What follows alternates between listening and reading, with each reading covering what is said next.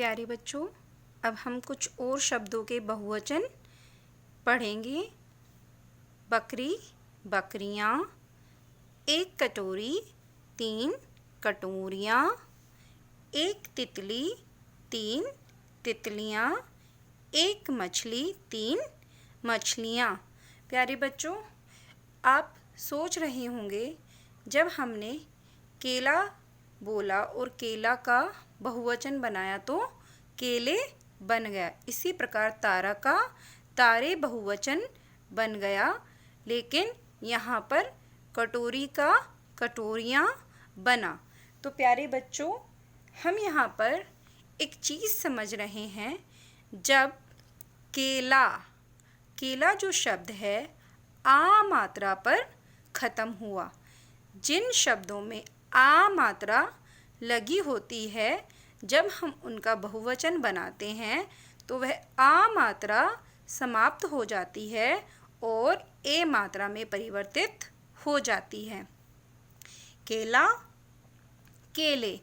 इसी प्रकार यहाँ पर जब ई मात्रा अंत में आती है तो वह ई मात्रा का रूप ले लेती है और अंत में या लग जाता है, यानी कि या पर चंद्र बिंदु। फिर से हम एक बार इन चीज़ों को समझते हैं। आप देखेंगे एक बकरी, उसका बहुवचन बकरियाँ। आपको पता है बहुवचन होता है जब कोई भी चीज़ हमारे पास 2 से अधिक होती है, चाहे कोई वह वस्तु है, प्राणी है, जीव जंतु है, जो भी है। अगर वह 2 से ज़्यादा है तो उसका वचन बदलकर बहुवचन हो जाता है, एक वचन से बहुवचन हो जाता है। अब हम यहाँ पर ई मात्रा वाले वचन को समझेंगे। हमारे पास यहाँ पर क्या है प्यारे बच्चों? बकरी। अब उसका बहुवचन क्या हुआ? बकरियाँ।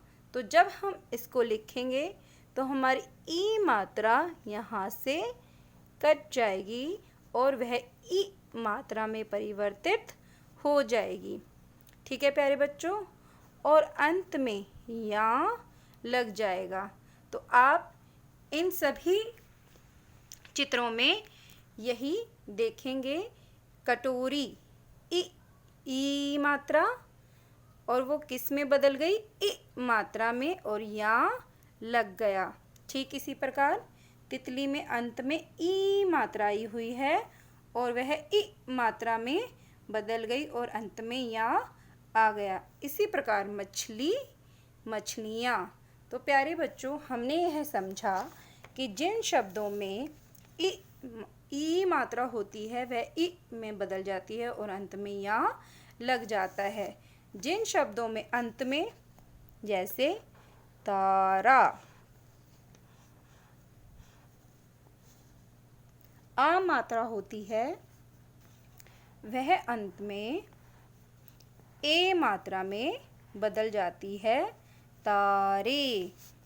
इसी प्रकार जिन शब्दों में कोई मात्रा नहीं होती, जैसे सड़क,